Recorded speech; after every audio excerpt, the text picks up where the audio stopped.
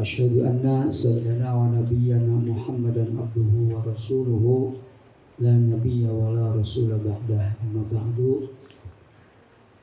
سبحانك لا علم لنا إلا ما علمتنا إنك أنت العليم الحكيم صدق الله العظيم. Ma'asyiral muslimin rahimani rahimakumullah, jamaah sholat zuhur Masjid Al-Istiqomah yang insyaallah kita sama-sama berharap senantiasa dimuliakan oleh Allah Subhanahu wa taala. Amin. Syukur alhamdulillah senantiasa kita panjatkan kehadirat Allah Azza wa Jalla. Siang hari ini kita bisa sama-sama hadir, bermuwajahah, bertatap muka, bersilaturahim setelah kita melaksanakan sholat zuhur secara bersama-sama. Mudah-mudahan amalan yang kita lakukan senantiasa dijadikan oleh Allah sebagai catatan amal soleh kita, sehingga di hadapan Allah Subhanahu wa taala kelak kita menjadi orang-orang yang mendapatkan ridha Allah Subhanahu wa taala. Ma'asyiral muslimin rahimani rahimakumullah. Allah Subhanahu wa taala menciptakan makhluknya itu dengan berbagai macam sifat, watak, dan tabiatnya. Ada makhluk yang diciptakan oleh Allah sejak penciptaannya dia punya sifat individual. Ada yang diciptakan oleh Allah sejak penciptaannya dia punya sifat sosial. Ada juga yang diciptakan oleh Allah sejak penciptaannya dia punya sifat individual plus punya sifat sosial. Ini hanya sekedar contoh kecil saja. Misalnya ada makhluk Allah yang sejak penciptaannya dia sifatnya individual. Jadi tidak senang kalau dia itu bareng-bareng, tidak senang kalau dia itu banyak orang, banyak teman, itu nggak senang. Apa itu? Contohnya seperti laba-laba. Laba-laba ya. Jadi laba-laba itu sejak diciptakannya ya individu. Coba lihat sarang laba-laba. Kayaknya jarang sekali satu sarang kemudian laba-labanya ada dua. Pasti satu. Dan kalau masjid ini dimasukin oleh laba-laba, katakanlah dimasukin 1000 laba-laba ke masjid ini, lalu ditutup, nanti setelah 1 bulan itu pasti berkurang, bahkan bisa hanya tinggal 1 nanti. Nah, mereka berantem terus, siapa yang kuat itulah yang maju, yang dapat, itu laba-laba. Maka di dalam Al-Quran digambarkan oleh Allah dalam surah laba-laba. Surah apa namanya? Al-Ankabut. Maka dalam keseharian itu suka ada istilah kalang kabut. Saya kalang kabut. Kalang kabut itu dari bahasa Arab. Tadinya dari Al-Ankabut. Tapi orang Indonesia itu kan ada yang tidak bisa mengucapkan kata A. Alamin jadi ngalamin. Jangan-jangan kota Ngawi itu dulunya Awi, kota Awi, tapi karena nggak bisa bilang A jadi Ngawi. Mungkin karena nggak bisa bilang alamin ngalamin. Al-Ankabut jadi kalang kabut, nggak jelas.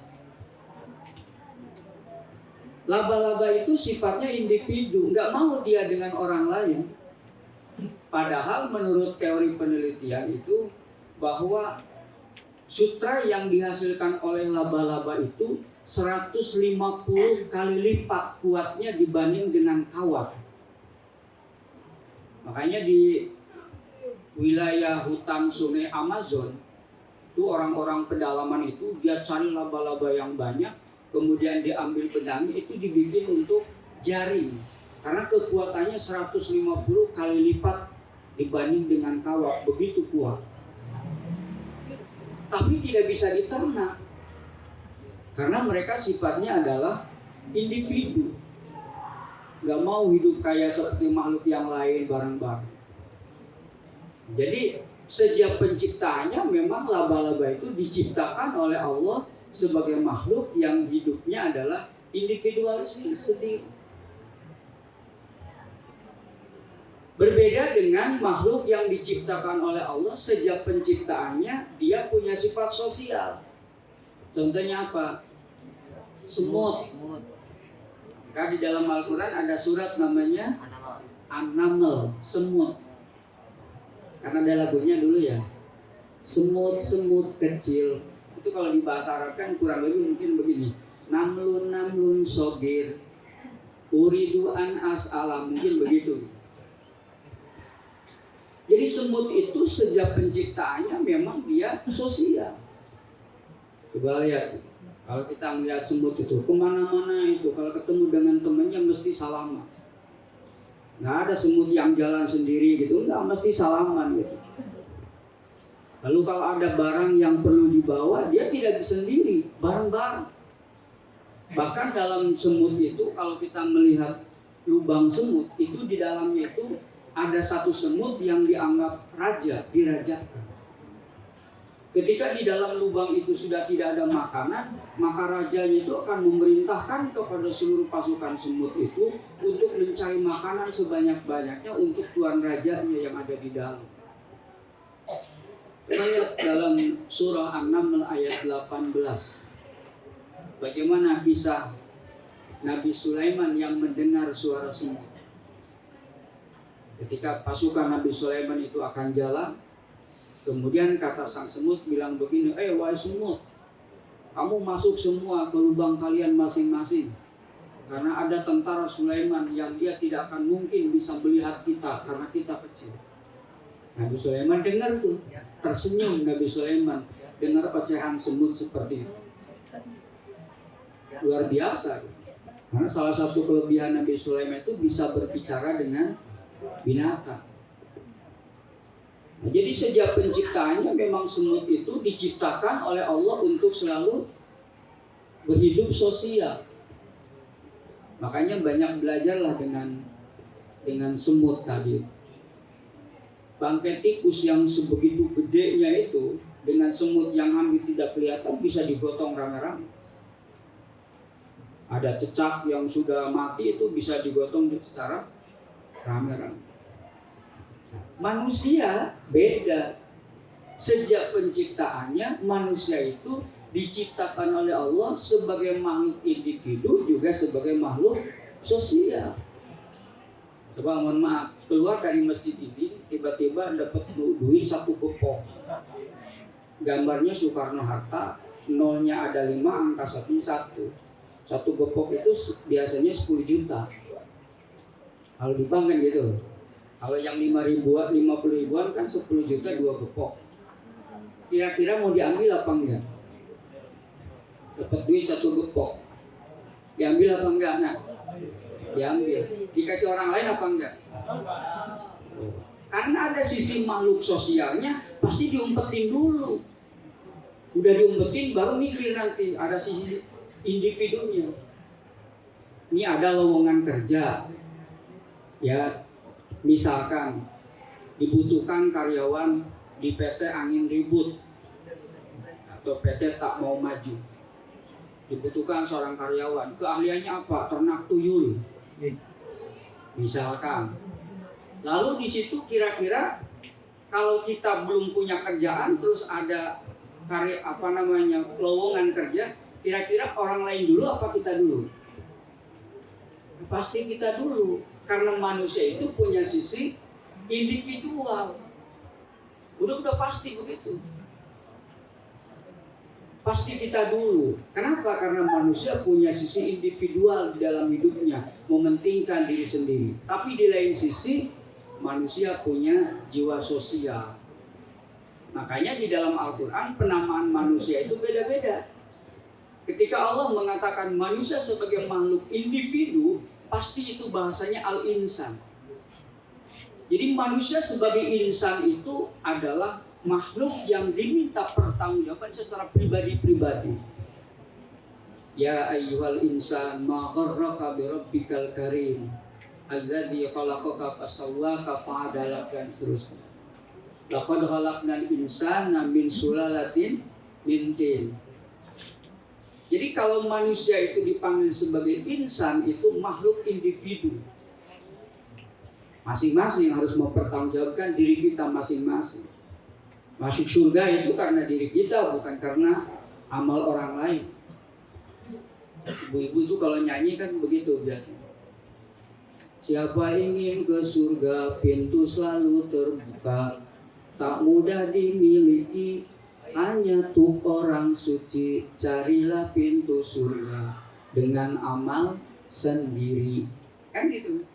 Pintu surga dengan amal sendiri. Jangan nungguin dibacain Fatihah oleh orang lain. Banyak-banyakin hari ini kita bacain Fatihah sendiri. Belum tentu besok orang lain bacain Fatihah.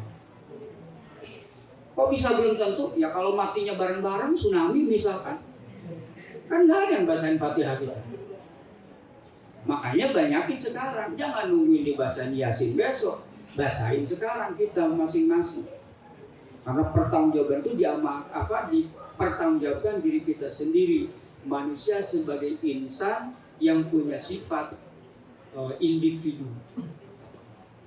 Tapi kalau manusia sebagai anas misalkan, dalam Quran disebutkan itu manusia sebagai makhluk sosial. Makanya di dalam Al-Quran itu kata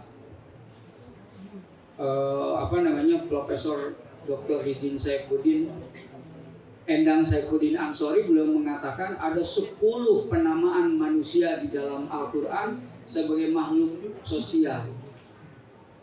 Ada al-mu'minun, ada al-muflihun, ada munafikun, ada musyrikun, ada kafirun, bahkan ada mutrafun, kelompok orang-orang yang menengah ke atas, orang-orang highlight, orang-orang hedon, sebut mutrafun. Di dalam Al-Quran disebutkan begitu. Ada istilah amarna mutrafiha.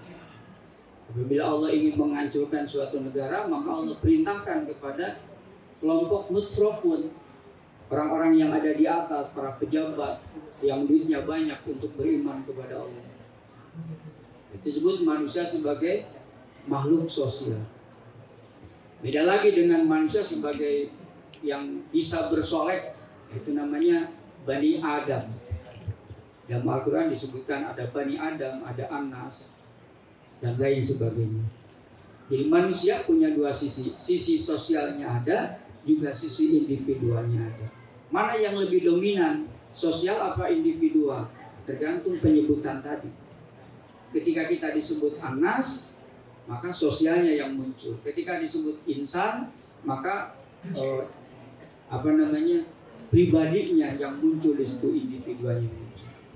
Mudah-mudahan kita semua termasuk hamba-hamba Allah yang senantiasa mendapatkan ridho Allah Subhanahu wa taala. Assalamualaikum warahmatullahi wabarakatuh.